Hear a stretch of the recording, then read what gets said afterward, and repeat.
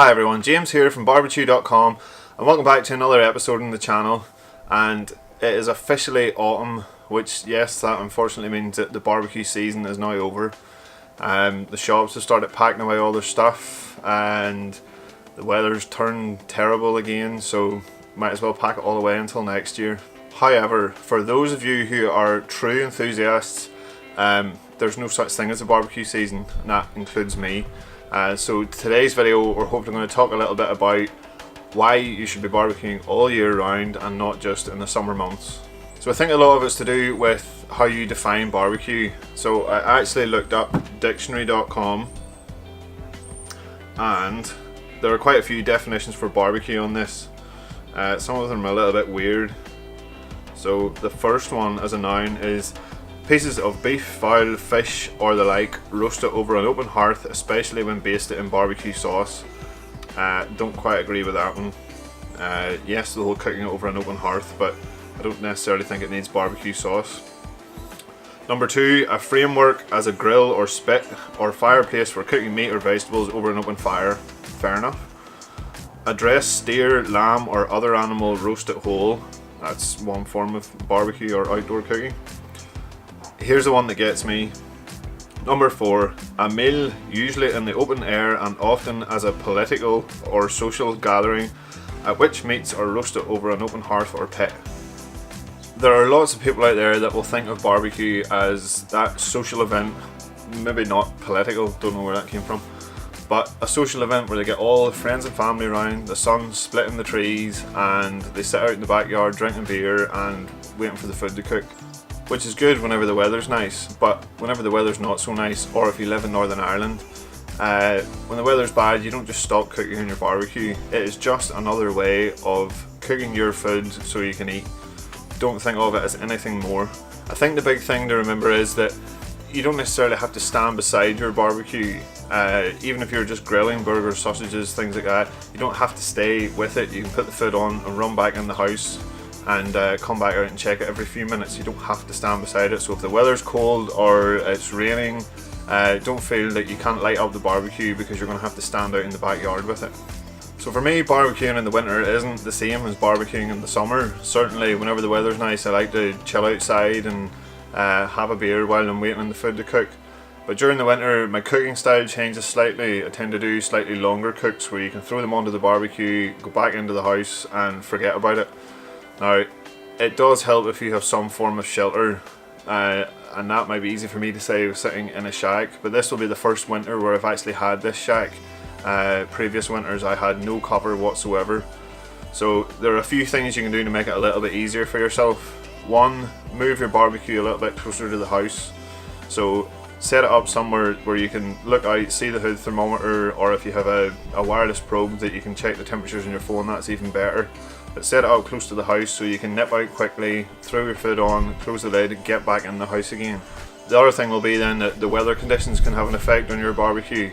So that metal lid, if the rain's beating off it, it's sapping heat out of the barbecue, so if you can give your barbecue some form of shelter, then go for it.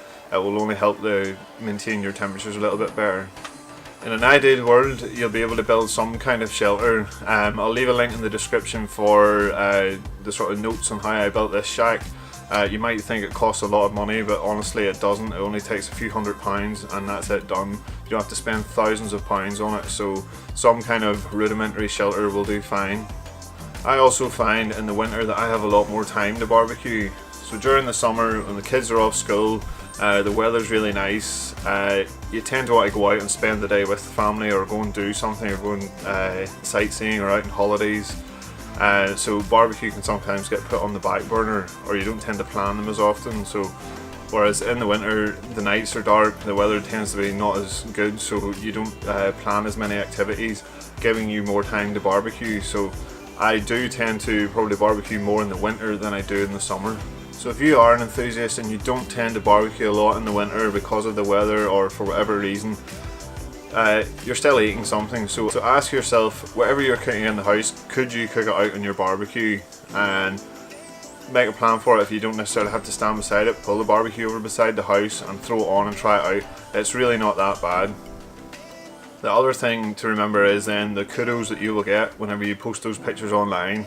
during these storms and heavy snow we've had recently.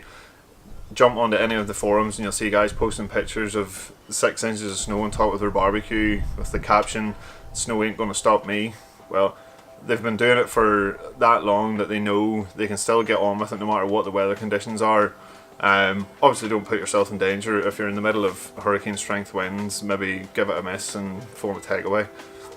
So the winter months then also include one of my holy grail cooks of the year, and that is Christmas dinner. So I think it was 3 years ago we done our first Christmas dinner. I did the turkey on the gas barbecue and the ham on the kettle. I was a little bit worried as it was the first one. I was worried about temperature control in the kettle, so I chickened out and put the turkey onto the gas barbecue. But the last 2 years I have done the turkey on the kettle and my ham on the smoker then. And they've turned out great. If you have a lot of people coming around, it is a nervous cook, especially the first couple of times you do it, but you'll soon realise that it's no different to any other cook after you've tried it once or twice. So plan it. The looks you'll get from your neighbours when you go out on Christmas morning and light up the coals is something else, but hey, it's one of them things. Start a conversation with them, maybe you can get them into barbecue as well.